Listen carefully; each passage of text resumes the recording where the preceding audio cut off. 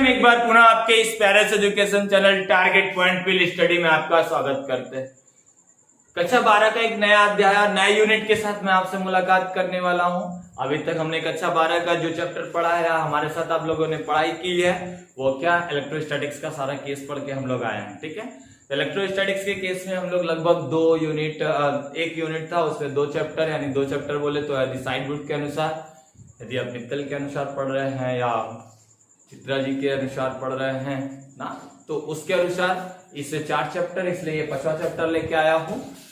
हम लोग इस पे क्या करेंगे, करंट इलेक्ट्रिसिटी जैसा यूनिट का नाम है, धारा विद्युत क्या होता है, इस यूनिट को पहले समझेंगे, किस तरीके से हम इसमें डील करने वाले हैं, किस तरीके से हम समझेंगे, पूरे यूनिट को कैसे समझ के चलेंगे, तो इस बात को पहले समझते हैं। ठीक है, तो अभी तक जो हम लोग केसेस पढ़ते हुए आ रहे थे वहां क्या हुआ और अभी क्या होने वाला है उनको पहले कंपेयर थोड़ी देर करेंगे। थोड़ी सी बातों पे कंपेयर करते हुए मैं आपके आज के नए चैप्टर की तरफ, नए टॉपिक की तरफ चलूंगा। बहुत बेहतरीन टॉपिक, थोड़ा थ्योरेटिकल। ये जो सारी घटनाएं हैं कुछ इस तरीके की घटनाएं जो पहले हो चुकी थी उसके ऊपर ये कहानियां लिखी गई। अभी तक क्या था, चार्जेस के विषय में ऐसी बातें थी, उस पर बिहेवियर को देखा गया, समझा गया, लिखा गया। अभी क्या करना है, यहां से जितनी टॉपिक आपको मिलने वाली है ये सब चीजें हो रही थी और उनको प्रैक्टिकली देखकर लिखा गया उस पे। तो लोगों ने तरह तरह की बातें का अध्ययन किया, तरह तरह की चीजों को अचीव किया, तो तरह तरह के बुकों में तरह तरह की बातें लिखी हुई गई है। तो उन पे बहुत सारा कंफ्यूजन नहीं, जिस तरीके से उस बात को फील कर सके, रख सके और मैं जितना फील करा पाऊं, इन सब चीजों को साथ में रख के चले। आइए देखते हैं, नए यूनिट की तरफ चलते हैं। तो धारा विद्युत करंट इलेक्ट्रिसिटी क्या होता है, उससे पहले हम क्या पढ़ेंगे, जो पार्ट का नाम है आपके वो विद्युत चालन, इलेक्ट्रिकल कंडक्शन ना। अब देखो इसके बाद मैं चार्ज की बात करूं तो चार्ज को हमने पढ़ा था, जहां पे कक्षा 12 का हमारा फिजिक्स स्टार्ट ही हुआ था आवेश को लेकर।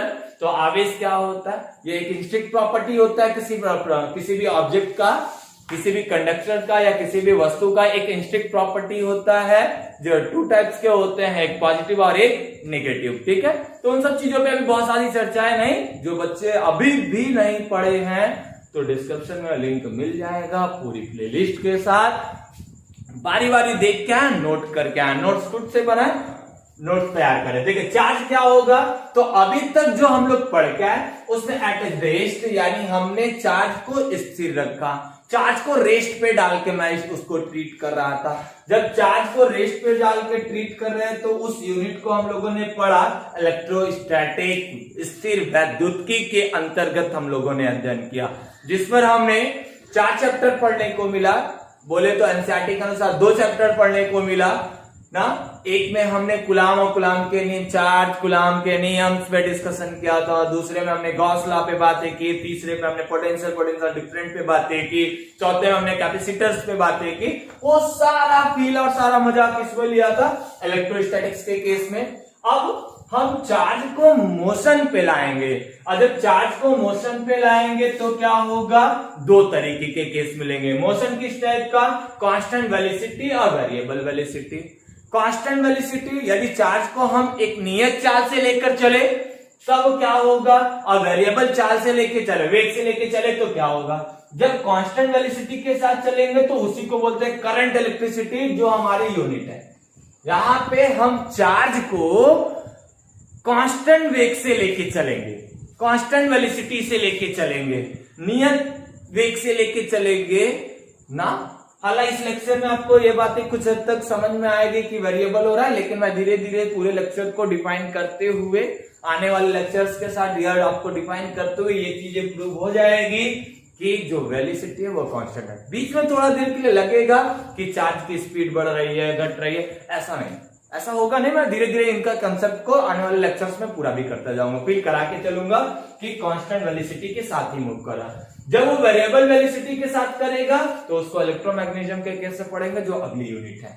ठीक है, जो इस यूनिट के बाद में पढ़ना है। ठीक है, तो उसको हम लोग अगले यूनिट में डिस्कस करेंगे, जहां पे वेरिएबल वेलोसिटी के साथ होगा, जहां मैग्नेट का केस आ जाएगा, वो सारी चीजें। यहाँ पे हम लोग कांस्टेंट वेलोसिटी के साथ बात करेंगे।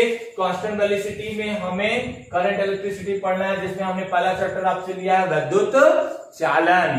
तो इस सब चीजों को एक समरी के रूप में आप नोट कर ले डेस्क पे, अपने पेज पे। सबसे पहले पेज पे इसी को लिखे, फिर उसके बाद अगली हेडिंग लगा के चले इलेक्ट्रिक करंट, वैद्युत धारा, इलेक्ट्रिक करंट। ठीक है, जल्दी से करें तो मिटा दे। ठीक है, चलो इलेक्ट्रिक करंट क्या होता है इस बात को समझते। ठीक है, ये इंट्रोडक्टरी क्लास है, तो इस पे अभी मैं बहुत विशेष आज के लेक्चर में बातें नहीं होगी, लेकिन विद्युत धारा पे हम डिटेल में बात करके चलेंगे। तो विद्युत धारा क्या होता है, यदि मैं कहूं विद्युत धारा क्या है, तो विद्युत धारा, विद्युत धारा, विद्युत धारा को मैं ऐसा कह दूं तो रेट ऑफ फॉलो चार्ज, ये कह सकते हैं फॉलो ऑन चार्ज, यानी किसी कंडक्टर के अंदर से, यानी किसी कंडक्टर के प्रति एकांक क्षेत्रफल से गुजरने वाले आवेशों की संख्या, आवेशों की मात्रा ना, आवेशों की मात्रा को कहते हैं विद्युत धारा, जैसा कि अभी स्क्रीन पे शो हो रहा है। विद्युत धारा, विद्युत धारा की माप आवेश प्रवाह की दर से की जाती है। किसी परिपथ में 1 सेकंड में जितना आवेश प्रवाहित होता है उससे ही उस परिपथ का विद्युत धारा कहते हैं। ठीक है, चलिए अभी स्क्रीन पे शो किया था, डेफिनेशन शो हुआ कि विद्युत धारा किसे कहते हैं, विद्युत धारा किसे क्या है, ये बातें समझ में आ गई कि कैसे कहते हैं। तो देखो उसमें क्या लिखा था विद्युत धारा में कि विद्युत धारा क्या, आवेश प्रवाह की दर। यदि मैं शॉर्ट में समरी में बातें करूं तो ये क्या है, आवेश प्रवाह की दर। ये आपका एक दर है आवेश प्रवाह की, यानी मैं एक कंडक्टर ले लूं, एक चालक ले लूं, और इस चालक के प्रति एकांक क्षेत्रफल से, यानी मैं इसकी बातें करूं, प्रति एकांक क्षेत्रफल से प्रति सेकेंड, एकांक क्षेत्रफल से प्रति सेकंड, हर एक सेकंड गुजरने वाले चार्जेस की संख्या, मात्रा क्या कहलाएगी, विद्युत धारा।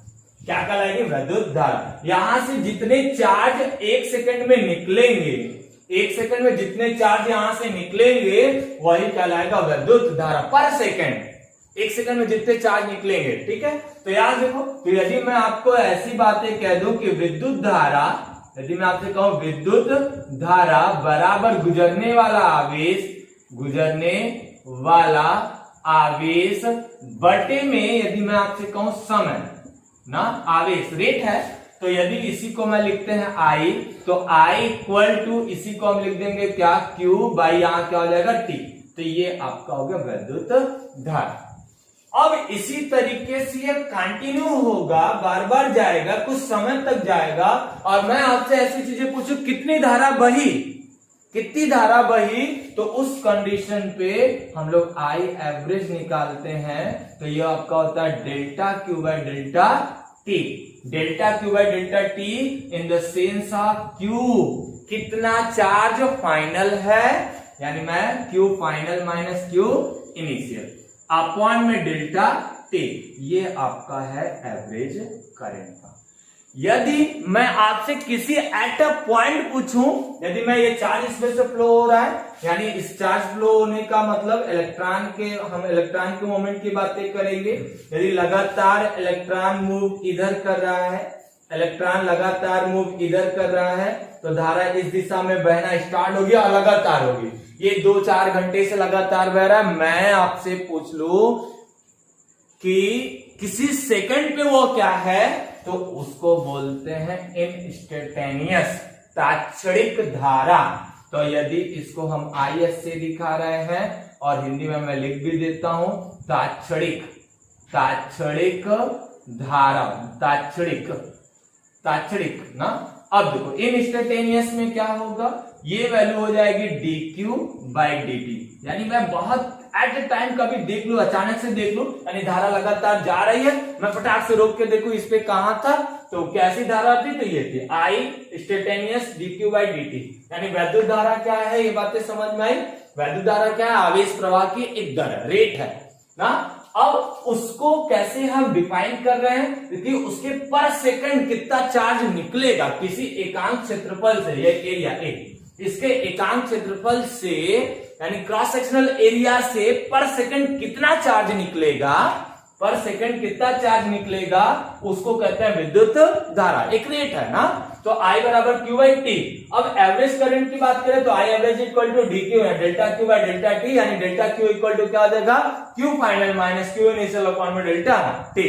अब देखो मैं एट टाइम किसी देखूं इंस्टेंटेनियस, यानी डी क्यू बाई क्या हो जाएगा, डी टी, यदि इसकी बातें मैं करूं आपसे, ठीक है, तो उस कंडीशन पे क्या होगा वो चीजें। तो ये हो गया तात्क्षणिक चाल के लिए। आइए इनके मात्रकों की बात करें तो इनके मात्रक क्या होंगे, तो आगे धीरे धीरे डिस्कशन करते हुए चलेंगे। तो यहाँ पे मात्रक की बातें मैं आपसे करूं तो देखो I इक्वल टू गुलाम हो जाएगा इनका मात्रक, गुलाम, चार्ज का मात्रक गुलाम, समय का मात्रक क्या होगा, सेकंड, समय का मात्रक क्या हो जाएगा, सेकंड। तो I बराबर हो गया गुलाम पर सेकंड, गुलाम पर सेकंड।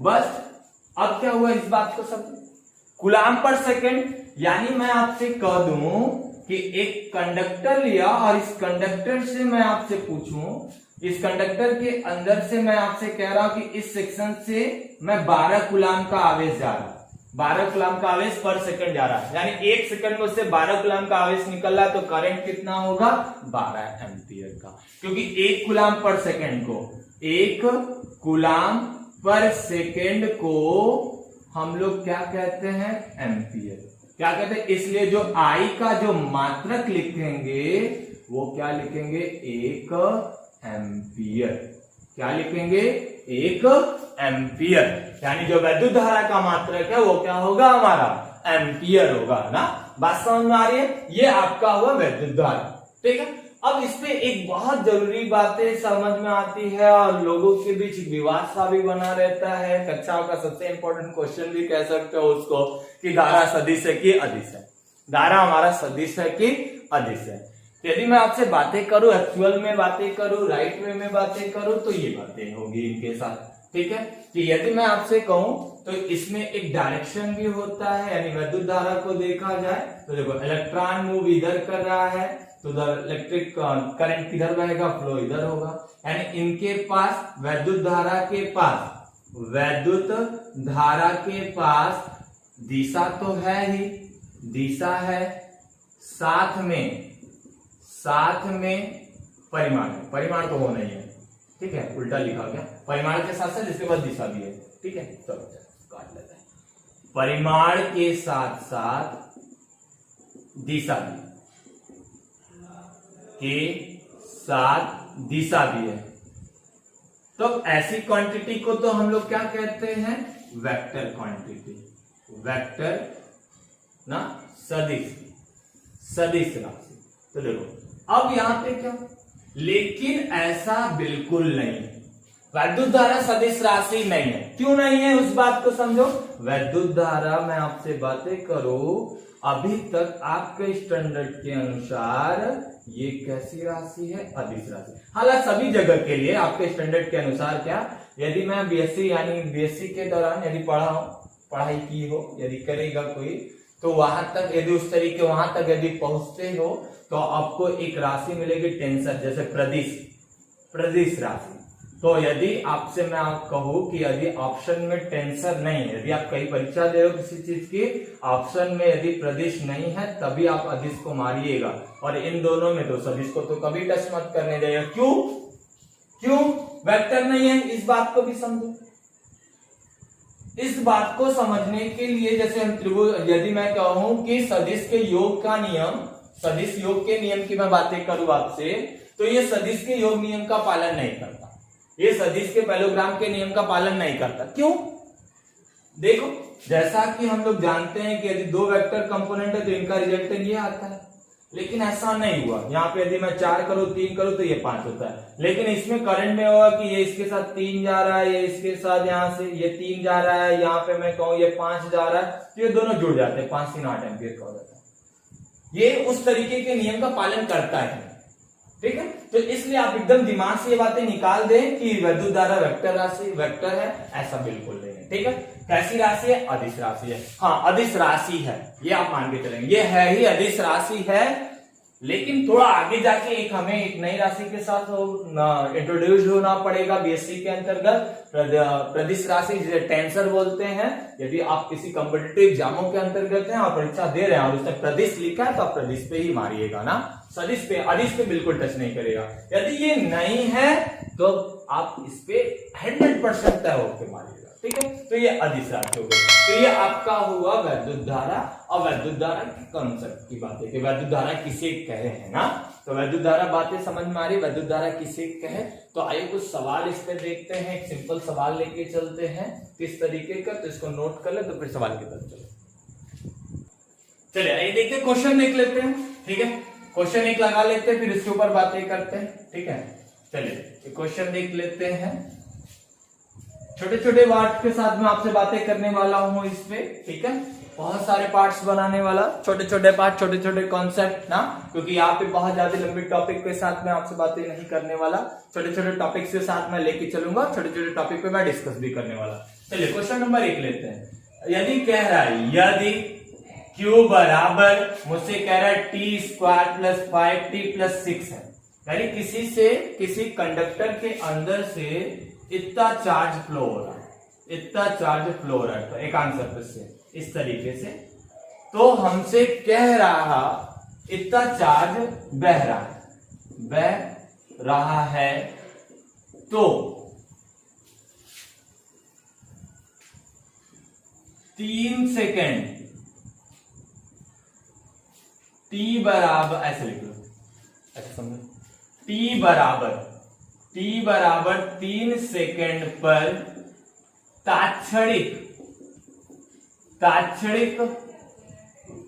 वैद्युत धारा का मान, ये पहला सेक्शन हमने ले लिया। दूसरा सेक्शन t बराबर 0 से t बराबर 2 सेकेंड पर औसत वैद्युत धारा का मान, चल निकालते। यानी मैंने कहा यदि Q बराबर t² + 5t + 6 ऐसा कहा, किसी कंडक्टर के अंदर फ्लो होगा। मैं आपसे कहूं कि t बराबर 3 सेकंड पर उसकी तात्क्षणिक वैद्युत धारा, मैंने आपसे पहले बताया इंस्टेंटेनियस क्या, इंस्टेंटेनियस क्या, एट टाइम। यदि मैं किसी टाइम देखना चाहूं कितना करंट बहा, यानी मैं क्या कह रहा हूं, चार्ज बह रहा है लगातार, मैं देख रहा हूं कि चार्ज जा रहा है, मैंने कहा तीसरे सेकंड में क्या है, वही कहलाता है। आइए दिखाते हैं। तो आई इंस्टेंटेनियस, तो यहां पे मैं IS लिख देता हूं, इक्वल टू dQ बाई क्या है हमारे पास dt। यदि यहाँ पे d/dt ये वैल्यू रख लीजिए dQ की, तो ये हो गया t² + 5t + 6। इसको जब हम डिफरेंशिएट करेंगे तो ये 2t + 5, ये मिला I इंस्टेंटेनियस की वैल्यू। किस पे पूछ रहा है, 3 सेकंड पे। तो IS इक्वल टू 2 × 3 + 5 यानी 6 × 5 = 11 एम्पियर। यानी I इंस्टेंटेनियस की जो वैल्यू होगी वो क्या कहलाएगी, वो कितनी होगी, 11 एम्पियर। यानी मैं करंट जा रहा है, यानी अचानक से ऐसे करंट जा रहा है, मैं तीसरे सेकंड में कितना करंट हो, वो कितना होगा, 11 एम्पियर का। इस बात को देखते हैं कि औसत धारा कितनी होगी।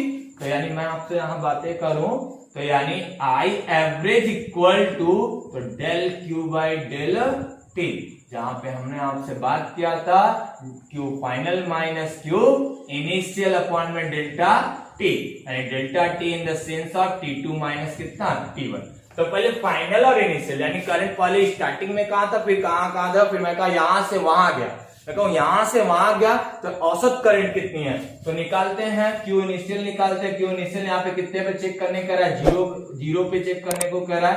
तो देखो यहाँ 0 रखो, ठीक है, यहाँ कितनी हो जाएगी, 0 + 0 का स्क्वायर + 5 × 0 प्लस कितना हो गया, 6 = 6 एम्पियर, 6 कूलम का चार्ज जा रहा है। अब देखो दूसरी बात, फाइनल में की बातें करूं तो फाइनल कितने पे देखना है, 2 सेकंड पे देखना है, 2 के लिए। तो यहाँ पे 2 रखिए, तो 2 का स्क्वायर + 5 × 2 + 6 हो जाएगा। यानी 2 का स्क्वायर कितना हो जाएगा, 4, और ये आपका हो गया 4 + 10 + 6, यानी कितना हो जाएगा हमारे पास 20, यानी 20 कूलम का हो गया। मैं आपसे I एवरेज पूछ रहा, तो I average equal to Q final की वैल्यू कितनी है, 20 माइनस क्यू इनिशियल की वैल्यू कितनी है 6, टाइम कितना हो गया 2 - 0, यहाँ पे हो जाएगा कितना 14/2, काटेंगे तो हो जाएगा 7 एम्पियर। औसत जो धारा बह रही है वो कितने की बह रही है 7 एम्पियर। ये फील रहा, ठीक है। तो ये क्वेश्चन रहा, इस क्वेश्चन के साथ हम ऐसे संतुष्ट करें। अभी मैं एक क्वेश्चन और करा देता हूं जहां पे मैं करंट दूं और फिर आपसे पूछता चार्ज कितना फ्लो होगा। एक क्वेश्चन मैं और ले लेता हूं जिसमें मैं करंट दूंगा और चार्ज पूछ रहा हूं। यहां पे हमने चार्ज दिया है, करंट आपसे पूछा है ना। अब मैं आपसे पूछ रहा चार्ज, करंट दूंगा, चार्ज पूछूंगा कितना होगा। तो पहले इसको नोट करें तो उसको हम बातें करें। नोट करिए, चलिए ये देखते दूसरा क्वेश्चन, ठीक है। चलो अब यहां से देखो दूसरे क्वेश्चन की बारी। दूसरे क्वेश्चन पे हमें क्या करना है, ठीक है। दूसरे क्वेश्चन को ले लेते हैं। तो दूसरा क्वेश्चन हमने लिया यहां से क्यू। यदि मैं आपसे बातें करूं कि यदि किसी चालक के अनुप्रस्थ काट के एकांक लिखना, एकांक अनुप्रस्थ काट के क्षेत्रफल से I बराबर TQ + 1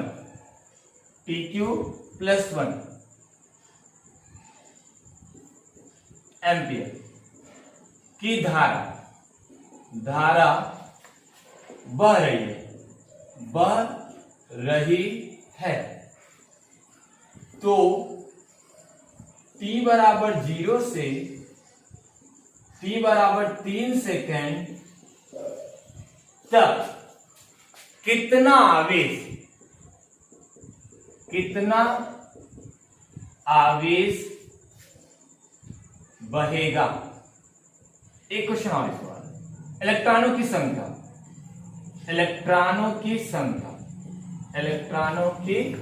संख्या कितनी होगी। चलो इसको देखो। अभी मेरे पास क्या है कि I बराबर TQ + 1, यानी हमारे पास क्या है कि I बराबर TQ + 1। करंट तो हमारा कुछ एट टाइम वाला है नहीं, करंट कुछ यानी इंस्टेंटेनियस पे है, यानी मैं किसी टाइम पे देखा हूं तो ये करंट है। मुझे चाहिए t से इतने तक। तो यदि मैं आपसे बातें करूं तो I बराबर dQ/dt। यदि मैं यही बातें आपसे करूं कि dQ बराबर I × dt तो क्या करेंगे, बात तो समझ। चलो मैं इसका इंटीग्रेशन करूं तो ये देखो, ये क्या हो जाएगा हमारे पास Q, ये Q हो जाएगा। और यहां देखो I की वैल्यू कितना दे दिया हमारे पास, I कहां से कहां कितने समय पे, तो देखो 0 से कहां के लिए 3 सेकंड के लिए। तो ये हो गया क्या t² + 1 इंटू क्या हो जाएगा dt। तो ये हो जाएगा Q = इसका इंटीग्रेशन, यहाँ 0 से 3, इसका इंटीग्रेशन करेंगे तो इसका जब इंटीग्रेशन करेंगे तो यहाँ पे देखो, या तो दोनों को अलग अलग कर लो जैसा करते हैं, t² × dt, यह होगा 0 से 3 के लिए, प्लस ये हो जाएगा 0 यहाँ पे 3 और फिर +1। एक साथ करो, क्या दिक्कत है, जितने लंबा कर रहा हूं, ठीक है। सीधी सी बात करो तो Q = इसका हो जाएगा क्या TQ/3, Q लिया हूं ना, तो ये Q है, तो ये कितना हो गया 4, और यहाँ पे अपॉन में कितना हो जाएगा 4 और प्लस कितना हो जाएगा यहाँ पे t, ये हो गया। सीमा कहां से कहां 0 से 3 के लिए। तो Q बराबर यहाँ पे आप लिखो, अपर लिमिट रखो 3, तो यहाँ 3 के पावर 4 अपॉन में क्या हो जाएगा 4 और प्लस कितना हो जाएगा हमारे पास 4, माइनस फिर रखिए 0, तो ये 0 ही हो जाना है, कोई मतलब नहीं है, 0 रखोगे 0, ये भी 0, तो कोई मतलब नहीं होगा। यानी यहाँ हो जाएगा कितना Q बराबर, ये हो जाएगा 3 का स्क्वायर यानी 81 प्लस 3 के पावर 4 81, और ये 4 चौके कितना हो जाएगा 16, 4 चौके 4 नहीं है 3 ना, यहाँ पे रखो 3, तो ये हो जाएगा 3, 4 3 कितना हो गया 12, 12 बटे कितना हो गया 4, तो Q बराबर ये आपका 93 बटे कितना हो गया 4 बटे में 4 था, इसका इंटीग्रेशन किया था।